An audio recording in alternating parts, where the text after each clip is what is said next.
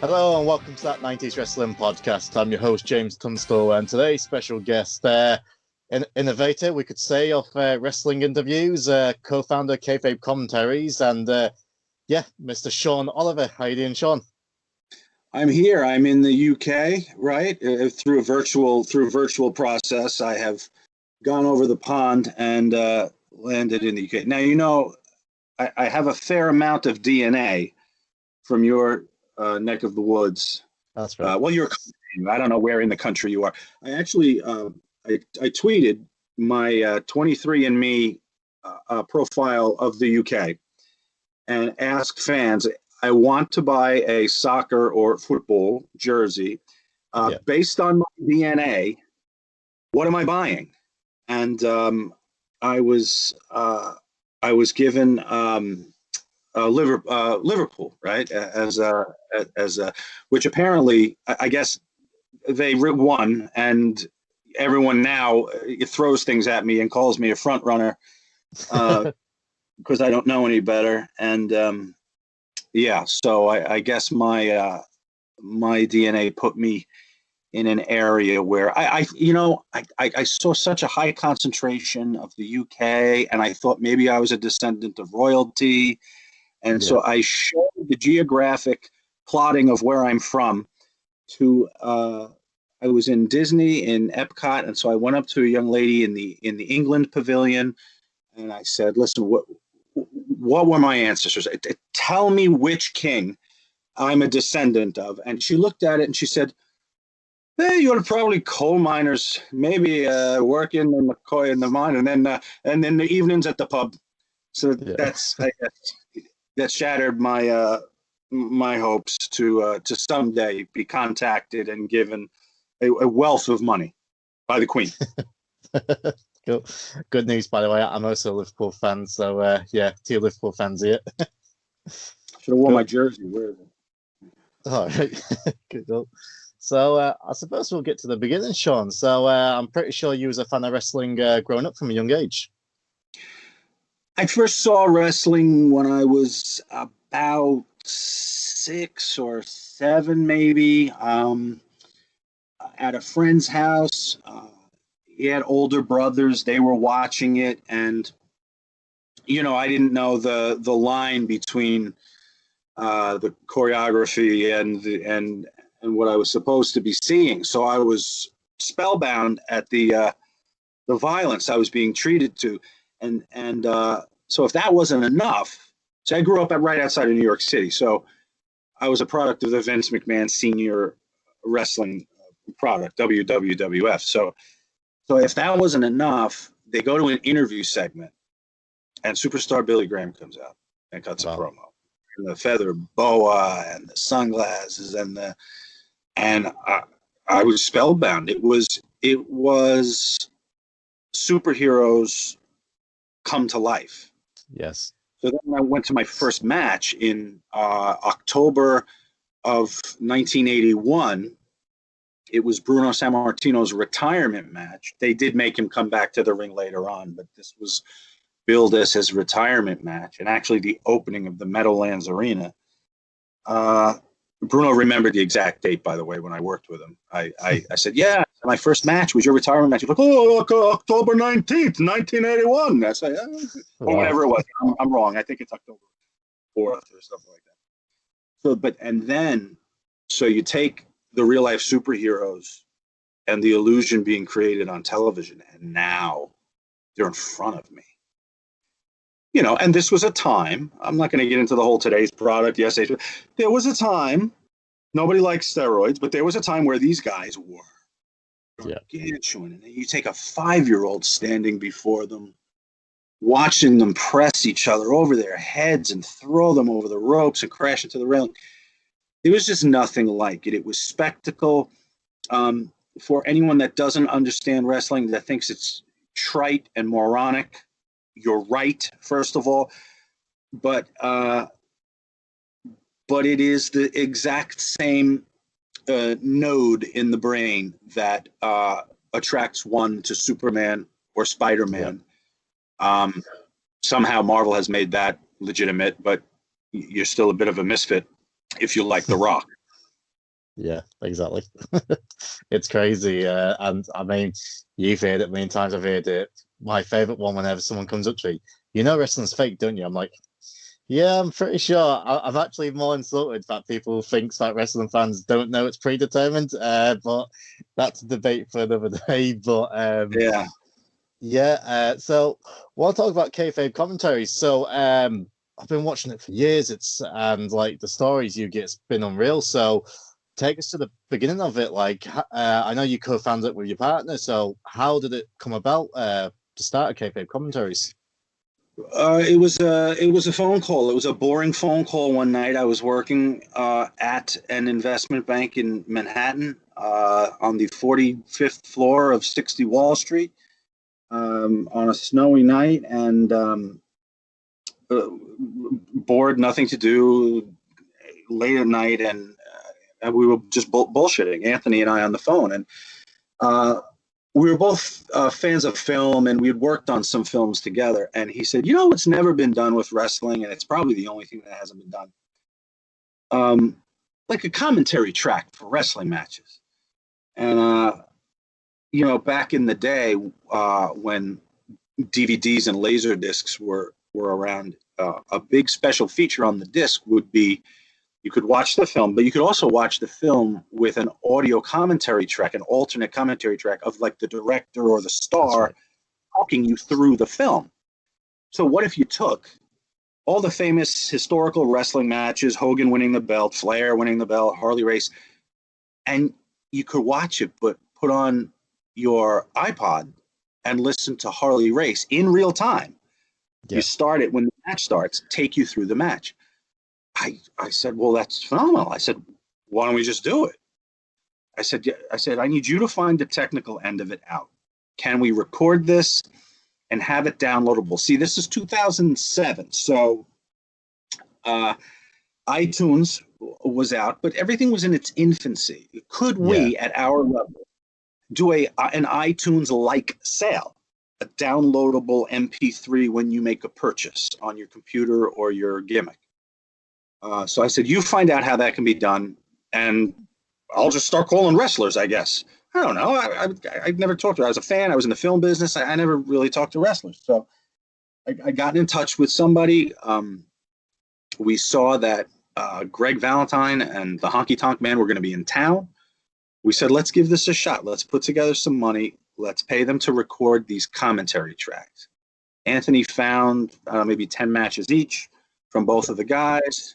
And we did it, and it was kind of on a whim, and I thought that I could keep it interesting because I was a fan. I was a knowledgeable enough fan where I could sit next to Greg Valentine or Harley Race or anybody, and have an intelligent discussion without it becoming a fanboy moment, and we could have something really cool. I think if I just stayed a fan and talked about the things I would want to hear about if I was sitting listening to the track. So, and that's what we did. And that's really how we got in. We just kind of pushed our way into the business, and we didn't go about it the right way. I talk about this in my books. We kind of undercut a promoter that was bringing them in. We set up clandestinely in a hotel room down the end of the hall from where they were staying, made arrangements with them directly, and said, listen, when you get home from the matches, 12, 1 o'clock, whatever, we'll be in room whatever, just come down the hall. You have a payday down there.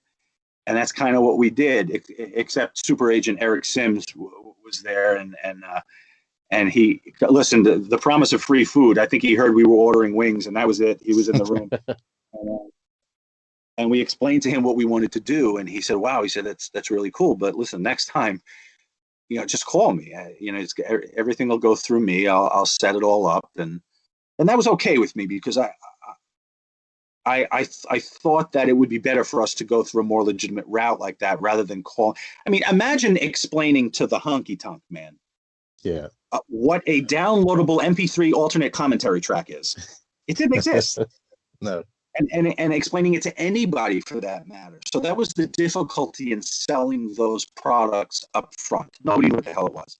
which is what led us within the first year to make the commitment to go to video, because the shoot interview certainly existed and everybody knew what that was. So if we could piggyback that concept but do something so totally different with it, it would be a much easier barrier to entry. And that's eventually what ended up happening.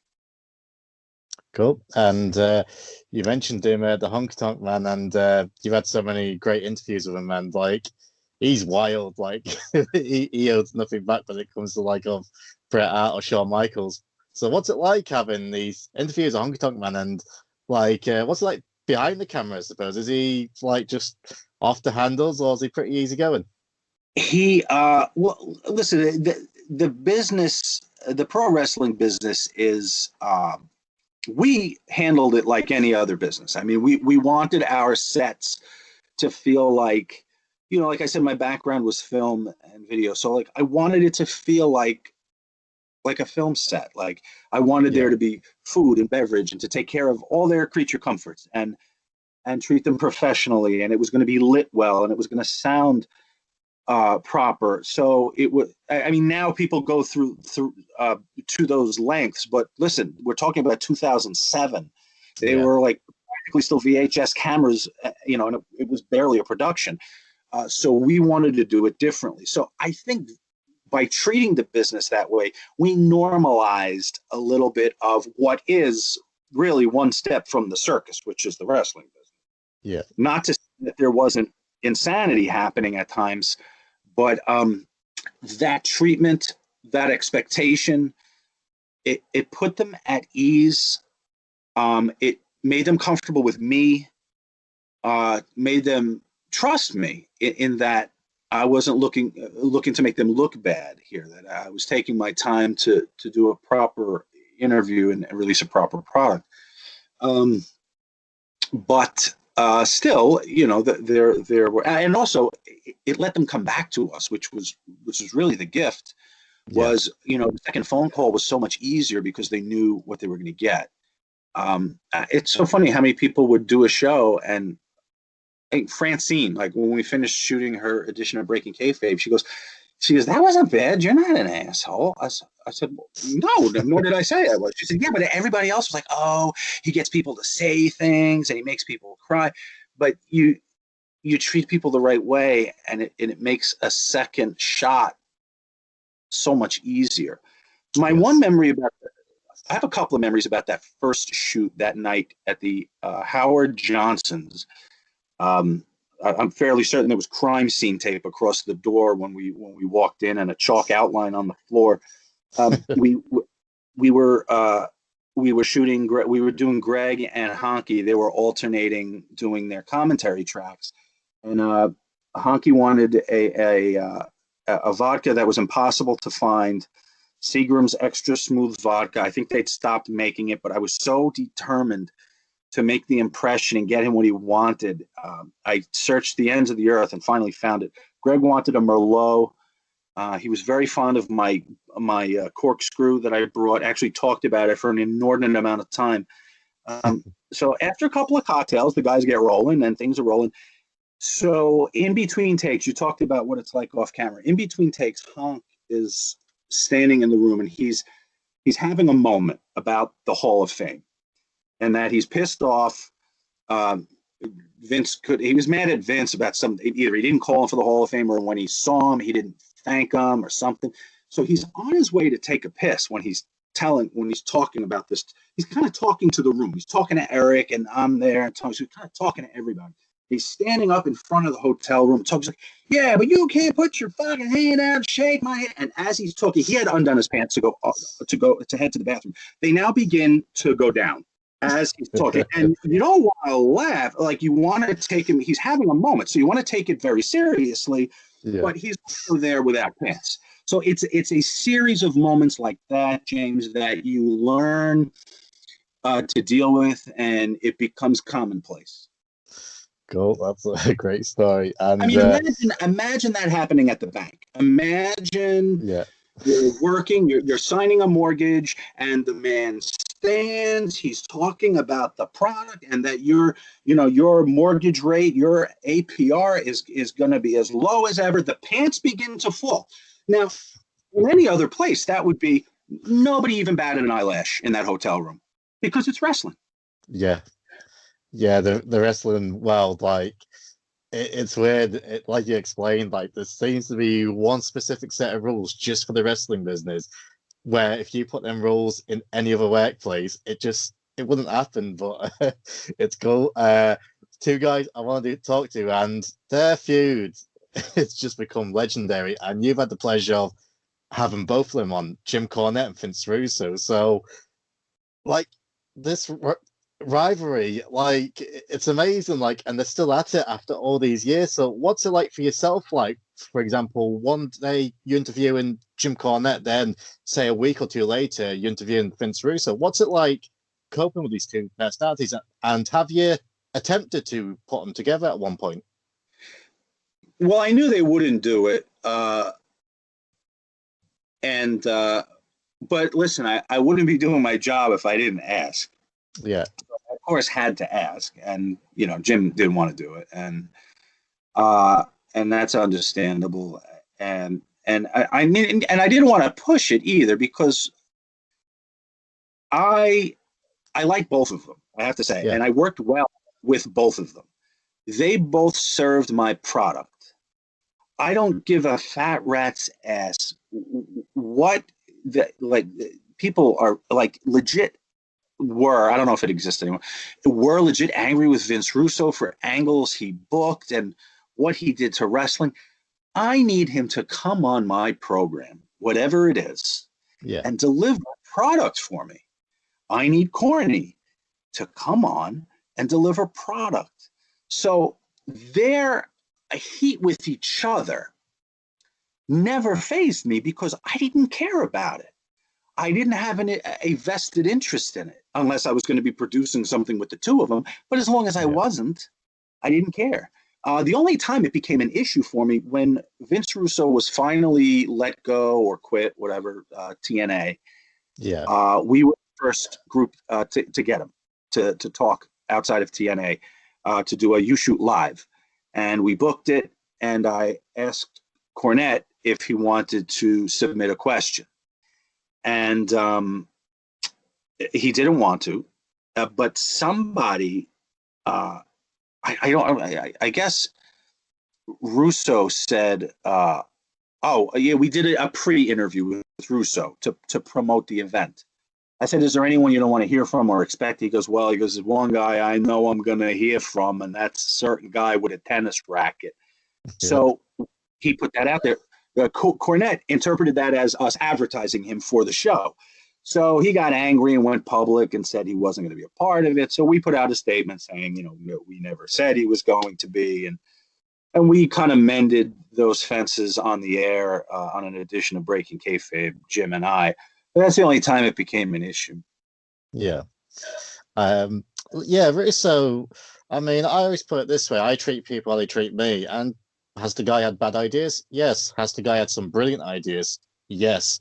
And whenever I've gone back and forth with him, like messaging on Twitter, he's been nothing but nice to me. And I think he has agreed to come on the show one day. We're just trying to sort some dates out. And at the same time, I can listen to Jim Cornette's podcast and I enjoy listening to his podcast. So it's just so hilarious seeing the two of them like go at it. But it is funny. And another thing that's funny, and it seems to be everyone's favorite segment of your shows, the hoe bag. So what's the origins of it?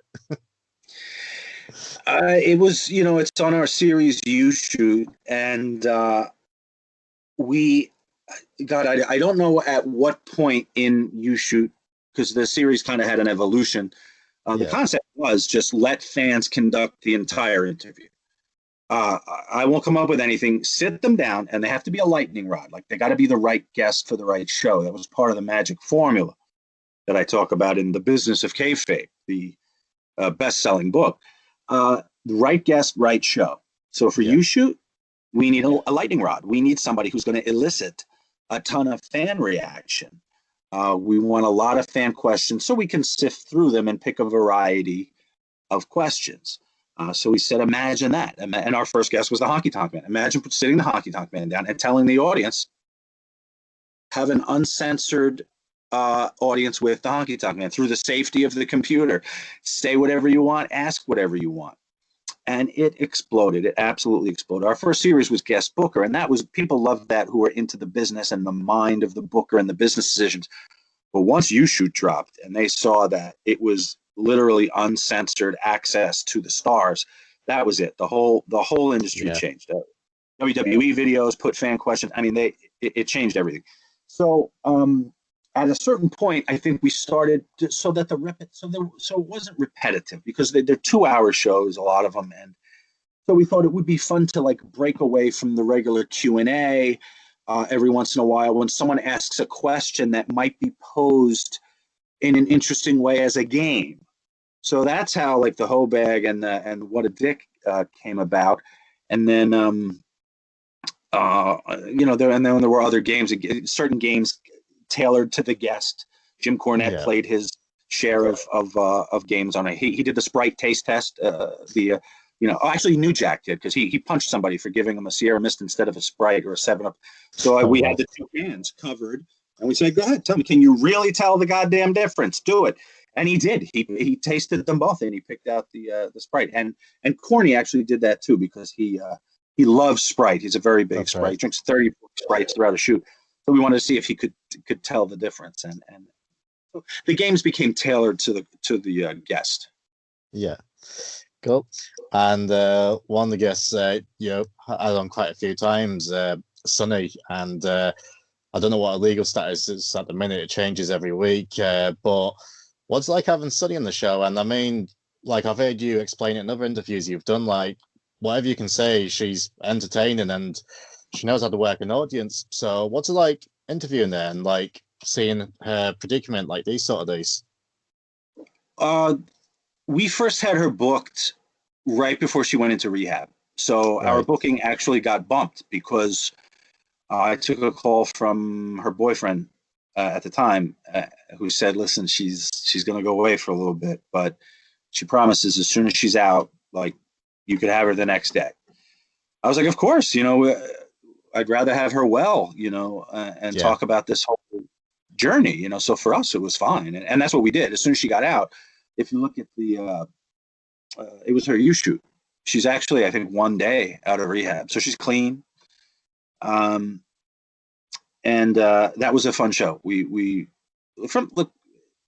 I kind of knew her because she knows a business associate of ours she's from the area here in Jersey.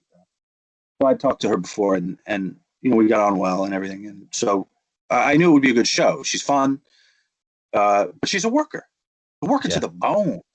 Yeah. Just as much as any of these guys in the business. So that sometimes works to your advantage if you're a content producer, because she knows what's needed. She knows, I don't care if she's honest or not. People say all the time, "How do you let all these people lie to you?" What am I going to put them on a polygraph? What do you talk to them about? How mundane their life is, that they like gardening now? Tell me outrageous stories about, driving down the highway 400 miles an hour. You're like, I'm not there to judge whether they're true or not. My goal is to have someone on who's entertaining. My God, hold a professional wrestler to the truth? Am I insane? Yeah. So I don't mind that Sonny's a worker. She came back for, Jesus. She was on some of our Wrestling's Most shows, which is a countdown. Countdown show.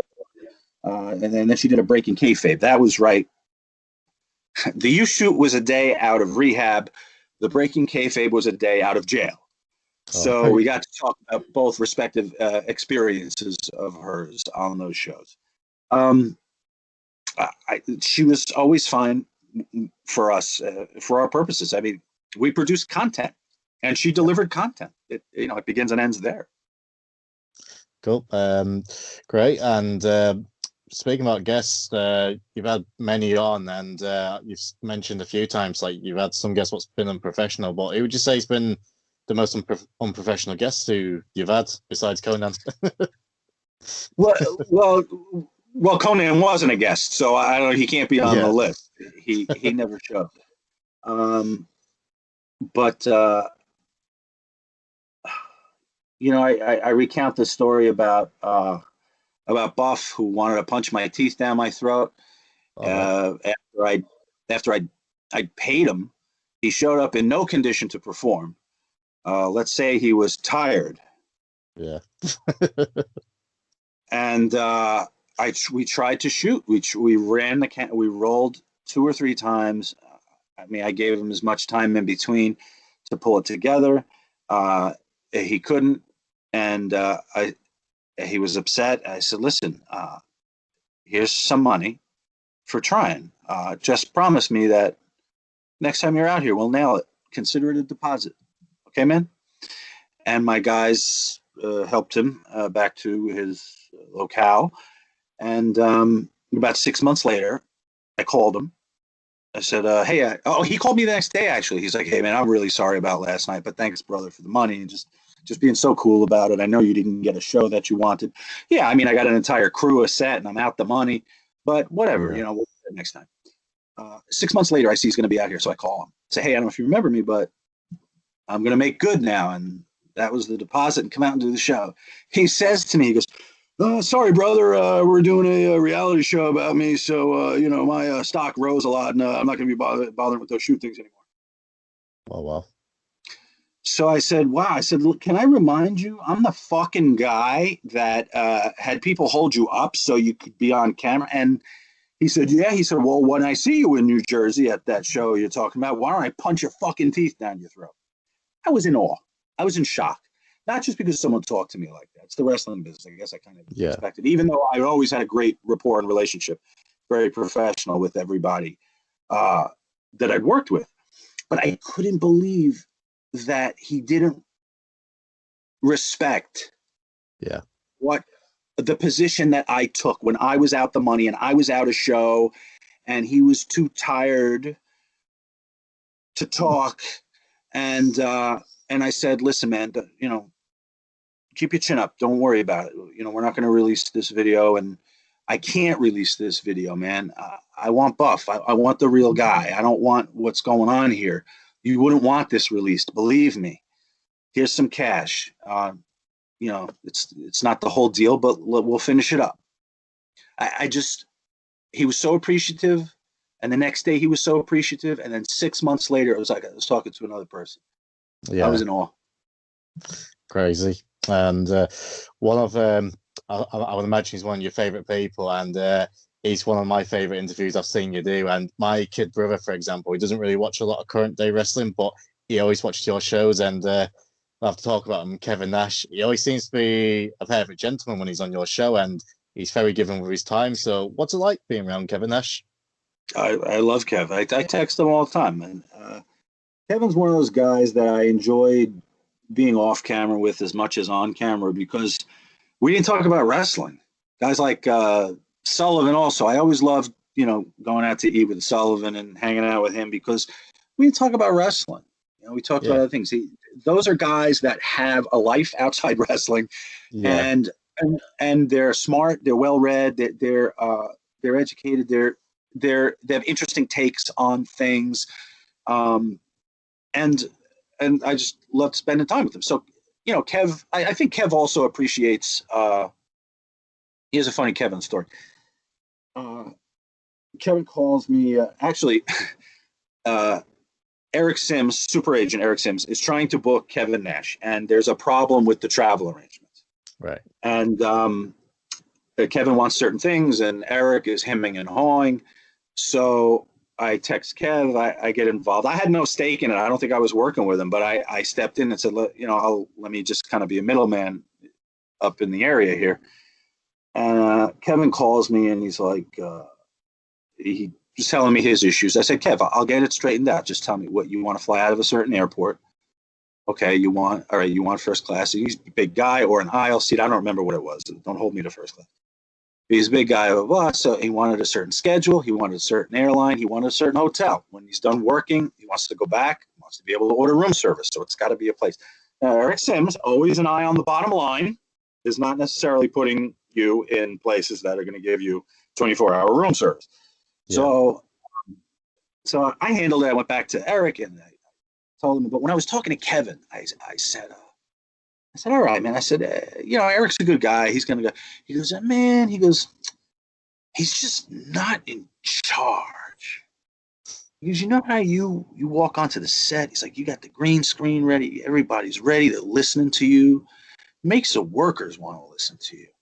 I can't talk to this guy because he's not in charge. So that's Kev, Kev needs certain things done. And listen, when you see what the guy draws for you, how do you not? You mean to tell me if Tom Cruise wanted a certain kind of trailer and you're making an action film, you're not going to get him the goddamn trailer that he wants? You're not going to get him the spread that he wants for food? Of course you're going to do that because you want Tom Cruise. Yeah. Well, Kev is one of those guys. If you want Nash, he's going to give you a certain kind of product. So there was another time he was doing something for us, but he was also doing something for another promoter. And the other promoter wasn't handling the accommodations as they should. And it was drivers. He's like, one driver picks me up from the airport. You got another driver's going to drive me. Where's the consistency? So listen, Kev's the prima donna. Kev's the star. So I say, Kev, I'm going to come get you. Where are you? I'm going to drive and get you. Now, I had ulterior motives that Kevin didn't know. He was currently working for a promoter that had tried to fuck us out of money. Right. So I said, Kev, where are you working? Where's this venue? So I drive down with my guys, and the promoter sees us, lets us in. I said, I'm just Kevin's ride. Don't worry about it. Not here for trouble. Just got to get Kevin back. Kevin did an autograph signing before the show, and I knew he had to go in the ring and do a promo to open the show with Scott. Do an NWO style promo to open the show. So I was looking at Kev. I said, Kev, they're keeping you here a real long time at this autograph signing. You sure you're going to do that opening? He's like, fuck no. I said, good, come on, get my car, bye. Put him in a car, drove him out of the venue, and drove him back to shoot our thing. Then I put him in a town car, in a limousine, back to the airport in New York. That's how you handle a situation like a Kevin Nash. You want to work with Kevin again? You want Kev to not even ask you what you're paying? Just go, what's the schedule look like? I said, well, Kev, I need you about 2 hours. Can you be there at 2:00? Yeah, I'll be there. And then whatever you hand him, he's good with. That's how you handle those guys. It's a business. You got to keep people happy. Awesome. He's one of my bucket list interviews I would love to have one day. I actually recorded one of my bucket list interviews the other week, Rob Van Dam, which I'm releasing that this week. So it was so great having him on. But Kevin Nash is also on that list. I'm hoping to have him on one day. And another guy I would love to have on, which you've had him on yourself, Bret Hart. So my favorite wrestler of all time, but I can admit that he takes it a bit serious, but I don't feel that's a bad thing. But what was it like having Bret on the show? And because one of the series he done with you was the Timelines, which I enjoy as well. So what's it like being around Bret? Bret was a big get for us. We wanted Bret very desperately for that series. That Timeline series, it really needs the right talent for that year. You want somebody that can talk about much of what went on for that year. So we had Bret for 92, which was really his breakout year. I didn't want to talk about Montreal again. I mean, come on. So we wanted for 92. 92 was when the business turned into Bret Hart's, WWE turned into Bret Hart's company. And so we wanted to talk to him about that. And so we booked him, and we wanted it to be a special deal. We got a nice big breakout room in one of the hotels that we use, and we got a whole spread, catered the whole thing. And Bret's flight got canceled because of fog in our area. We ended up not even being able to shoot. I mean, we explored every option, like flying into Philly, meeting them in Philly, driving them back to us. It wasn't going to happen. So we had to cancel it. So we sat there and we ate the catering in the big empty set. And then we had him come back, and he came back for Timeline, and it was great. My favorite. I just recounted this Bret story for somebody. I had to, on camera, I'd always talked about how I felt that I had the impression that Montreal could have been a work. Yes. That maybe it was just about the greatest work ever, where the only secret that was ever kept in wrestling was kept between two men, the owner of the company and the champion that had his belt. And even the people around them, they worked into what was going to happen because it was the only solution.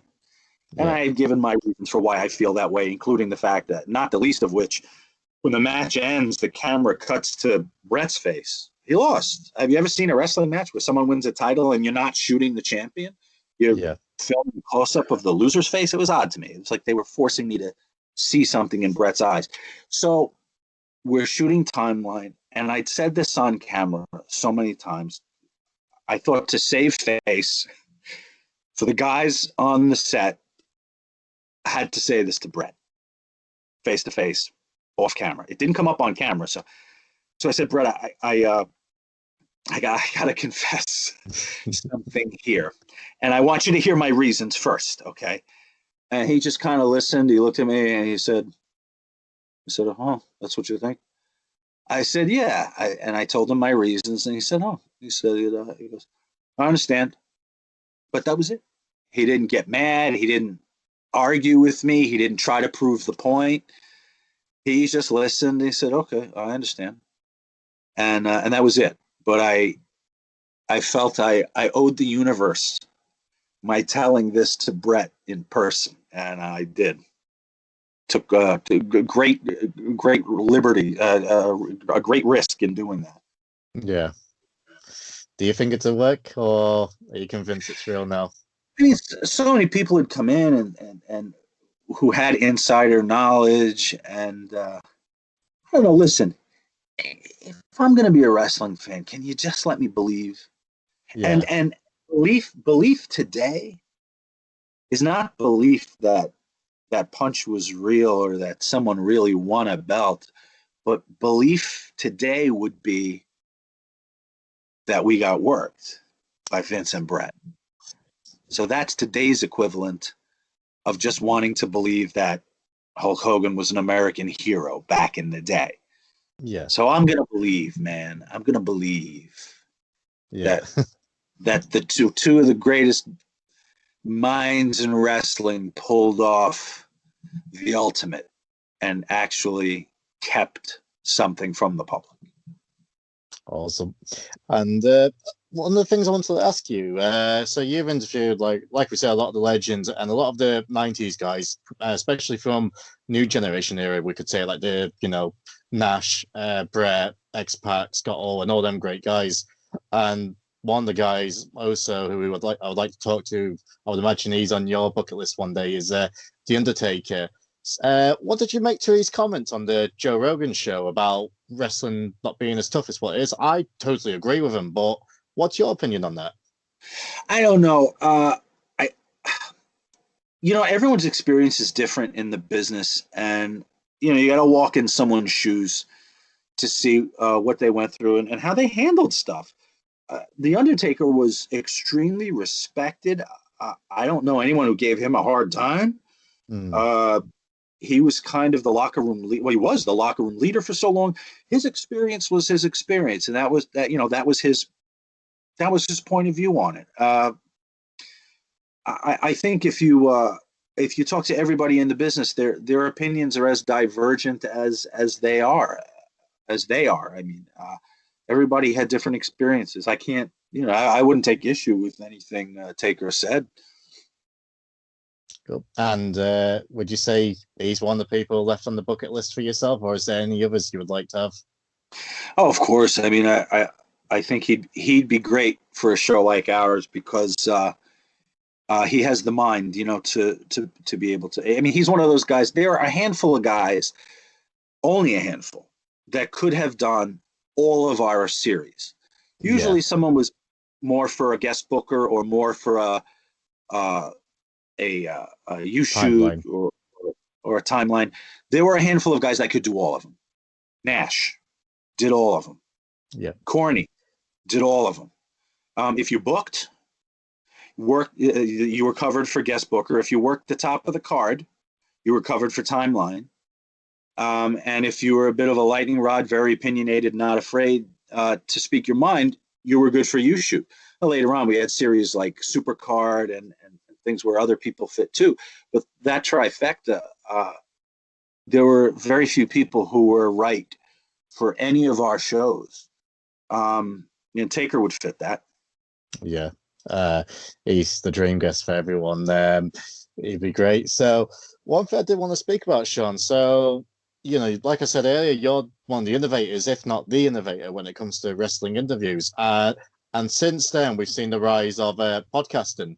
So what was your thoughts on podcasts when they first started coming about, and especially wrestling interview podcasts? And did that make you try and change your format, or did you feel like it was detrimental to what you was doing?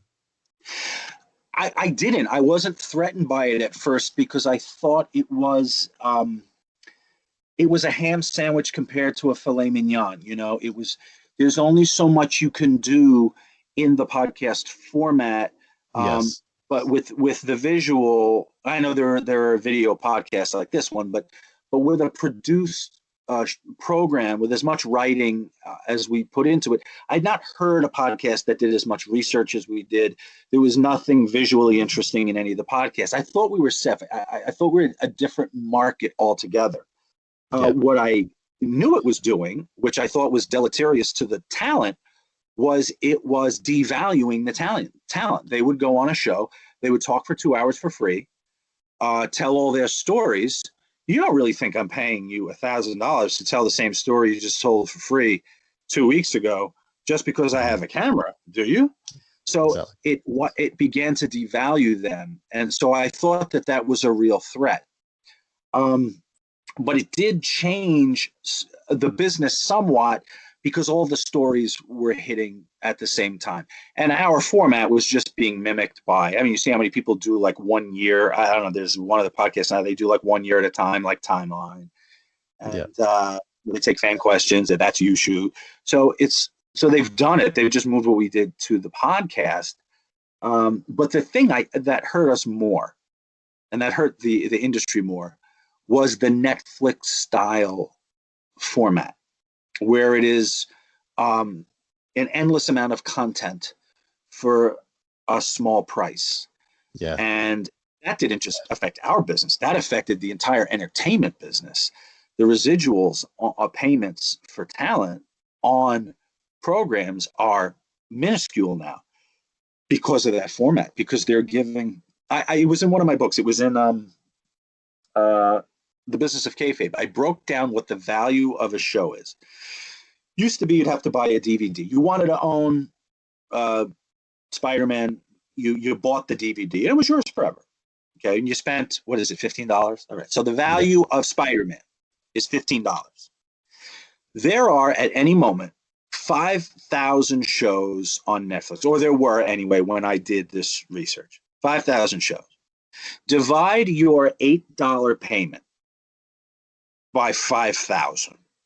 The value of one of those programs overnight went from $15 owning a DVD to 0.004 cents. Yeah. That's the value of owning Spider-Man now. So that model did much more damage to the psyche because companies had to follow. WWE had to follow. They had to, for $9.99, they had to give you the whole damn catalog. You used to have to buy the DVD of WrestleMania. You used to have to buy the DVD. So a la carte programming died. So that format was what was a detriment to anybody producing a la carte material. And when you work at our level, we're not going to have 1 million subscribers to our channel. We do have a subscription channel, KC Vault, kcvault.pivotshare.com, where you can get our programming for just $14.95 a month. But we're not going to have 1 million people to get whatever $10-15 million a month, you know. So we could not be producing the volume that we were any longer because the a la carte model was dead. The subscription model was there, and it's a niche. Listen, we were a niche company. Yeah, we played to passionate fans, and when that model changed, expecting us to produce the material that we were at the level we were any longer became impossible. Yeah, it's definitely changed it, and eventually you made your own podcast, the Kayfabe podcast. So, what made you realize that you thought you might as well start one yourself? And we mentioned on off camera you've stopped it for the time being. So, what was it like doing your own podcast? Well, I'd been asked by people in the wrestling business to do their podcast. Like, I notice a lot of the talent, they don't want to go it alone. They want a guy. They Yeah, need a guy. I want a guy. He's going to host it. He's going to put the advertising up. He's going to do the Twitter stuff. He's going to kind of feed me the questions so I don't have to worry about being interesting for 2 hours. So everybody gets a guy. So I had a name talent that would have folks we talked about before, as a matter of fact, who would have had a killer podcast. And I actually only said yes to one of them. And I wrote out the format, and I wanted it to be different. And I'd listened to the other wrestling podcasts. I didn't want it to sound like the podcast guy dragged the wrestling star out of bed and forced him to sit there and do the podcast that week because nothing really interesting is going on. And in trying to do the schedule with this person, I saw that it was going to be that. So I said, you know what, let's just put this on pause for now. We can revisit it someday. And so then once Kayfabe wasn't producing any new material, I felt a pressure that I had to stay in the public eye, quite honestly. I had to, fans talk to me all the time on Twitter, and they send emails. And so, I mean, there was still interest. So I said, well, I owe it at least to be part of this thing that's happening and give them some of that. So I was on for about 6 months, and then the pandemic hit. I got caught down in Florida. It had first happened here. They canceled school for a week. I said to my wife, I really don't know how serious this is. Let's just go down to Florida, to the place there, and for a week, and then we'll come back. Well, we go down there, and everything explodes. You can't travel. You can't leave the state. So I'd had my equipment down there with me, so I was able to do a few podcasts from down there. But being remote posed a lot of other problems too. And I suppose I could have kept going with it, but I had a writing project. I had actually 4 writing projects happen. I started writing novels a few years ago, and I had a TV series get optioned right around that time. So, when a producer buys the series, you kind of got to be at their beck and call and be ready to write and get it in shape for pitches to the networks and to the streaming. So the writing got so insane that I said, here's what's going to happen. I'm going to be one of these damn guys now. I'm going to be putting on a half-assed product every week. So I'm going to be squeezing in my podcast. I'm going to be shoving in guests that I'm just happy to get anybody. And when I started to see that that's where it was going, I said, I'm not going to do that to people. I'm not going to make them give me an hour and a half or an hour of their life every week if it's not going to be top-notch. So I said, let me pause this. When the writing slows down, I'm never at a loss for words. I could always go on the microphone and do it again. So I wanted to give it a fair shake. I'd given it a fair shake when I came out of the gate. There are great shows on it. We have wrestling talent. The pitch was stories you're not supposed to hear. It's called Kayfabe. Of course, I needed the wrestling hook. I needed to kind of bridge that gap. But I wanted to have people on that had things to tell that we hadn't heard about either. I mean, I had an FBI agent on. I had the son of a Cuban spy. I wanted interesting stories. I could elicit from you, James, the most interesting things in the world. And you might not be the most interesting person, but if you gave me time, I would chisel away at your hard bearded exterior and get to the bottom and find something interesting in your past, even if it was just you and the goat. Awesome. Right, Sean, you're a busy man, and we're near the end. We're at the end of the interview. But before we do go, where can everyone find you on social media, and also your upcoming project you want to promote? Yeah, at Kayfabe Sean on Twitter. Sean Oliver Official on Instagram. Have my books out there if you're into the wrestling books. Kayfabe was the first one. Father's Blood. The Business of Kayfabe. I have 3 horror novels out. I'm on my 3rd draft of a 4th. And a few TV series, hopefully coming up. Knock on wood. One of them's already been optioned, and just finished up getting the other one in shape. That's it. So I got to go put on my Liverpool jersey. I've been given permission from you to wear my Liverpool jersey. So next time I'm on, I'll be in it. Oh, it'll be a pleasure. A pleasure to have you back on. Like I said, been watching your videos for many years, and it's one of the influences for me to start the show myself. So I want to say thank you again for giving me your time, and yeah, hopefully we could do this again one day. All right, thank you. Appreciate it. Thank you. Hey, mate to the end. So hopefully this means you enjoyed this interview. And if you did, please give us a 5-star rating on whichever podcasting platform you're listening on, and a big old subscribe. And if you're watching this on YouTube, same again. Please give us a like, comment how much you enjoyed the video, hit the subscribe button, and then also hit that ring bell. And as the next week's guest announcement, we've got the Pearl River Powerhouse, Ahmed Johnson.